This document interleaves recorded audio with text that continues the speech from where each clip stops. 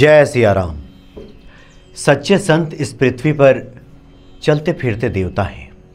सच्चे संत ईश्वर की कृपा से ही मिलते हैं।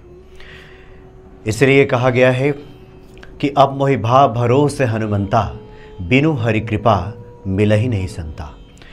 बाबा नीम करोली जी महाराज ऐसे ही एक संत जो हनुमान जी के प्रतिमूर्ति ही हैं और भक्तों के संकट खुद अपने ऊपर ले लेते हैं। कई इस तरह की चमत्कारी घटनाएं हैं, अलौकिक कथाएं हैं, चर्चाएं हैं जो भक्त समय समय पर सुनाते रहते हैं। बाबा जी के एक भक्त हुए सीपी जोशी जी। उन्होंने एक बार चर्चा में बताया कि एक बार की बात है कि रामपुर में, उत्तर प्रदेश के रामपुर में बाबा नीम करोली जी के एक भक्त रहा करते थे। पूरा परिवार ही उनका भक्त था और वो जो सज्जन थे वो पुलिस इंस्पेक्टर थे। उनकी पुत्री एक बार बहुत बीमार पड़ गई और उनकी पुत्री भी बाबा जी की भक्त थी। टाइफाइड हो गया, मरणासन स्थिति हो गई। यानी डॉक्टरों ने अब कह दिया कि इलाज से अब उनका बचना संभव नहीं है, बिल्कुल मरणासन स्थिति हो गई। उसके बाद उसने इच्छा जाहिर की कि एक बार वो बाबा का दर्शन करना चाहती है।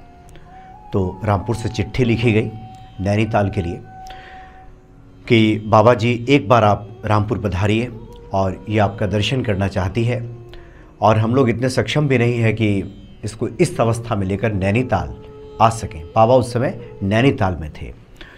चिट्ठी तो बाद में पहुंची, लेकिन बाबा जी को ऐसी प्रेरणा हुई कि वो नैनीताल से रामपुर के लिए चल पड़े। रामपुर पहुंच गए और सीधे अपने भक्त जो पुलिस इंस्पेक्टर थे उनके घर पे पहुंचे और उनके बैठक कक्ष में प्रवेश करते उन्होंने कहा कि कहाँ है वो बिटिया, मुझे बहुत भूख लगी है और तुम लोगों ने तो उसे भूखा मार दिया है, तुम लोगों ने उसे कुछ खाना ही नहीं दिया है, मुझे बहुत भूख लगी है, खाना बनाओ, मैं खाना खाऊंगा। तो जल्दी से वहाँ खाना बनाया गया। बाबा जी ने स्वयं भोजन ग्रहण किया और 4 चपाती लेकर के, 4 रोटी लेकर के उसने उस लड़की को जो कि बिस्तर पे पड़ी थी, उसके लिए उठना भी संभव नहीं था, टाइफाइड से पीड़ित थी, उससे कहा कि तुम्हें भूख लगी है, इन लोगों ने तुम्हें भूखा मार दिया है, तुम खाना खाओ। जैसे तैसे वो लड़की धीरे धीरे उठी। उसके बाद बाबा जी ने कहा कि ये लो रोटी, तुम खाना खाओ और मुझे थकावट हो रही है, अब मैं लेटूंगा। उस लड़की ने जैसे ही खाना खाया और बाबा जी स्वयं उस बिस्तर पे लेट गए। कुछ देर लेटे रहे और फिर उठ करके बाबा वहाँ से चल दिए और इतना बड़ा चमत्कार हुआ कि वो लड़की स्वस्थ हो गई, चलने फिरने लगी, उसकी बीमारी दूर हो गई। यानी बाबा नीम करोली महाराज ने उस लड़की का संकट खुद पे ले लिया। कई इस तरह की ऐसी घटनाएं हैं, ऐसी चर्चाएं हैं।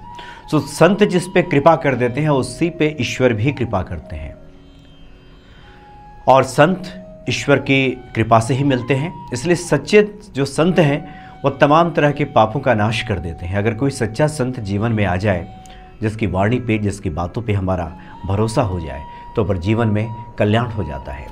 आपकी तमाम परेशानियां, कठिनाइयां, संकट वो संत हैं स्वयं झेल लेते हैं, खुद पे ले लेते हैं और आपको निरोग कर देते हैं, हर प्रकार के संकटों से उबार लेते हैं।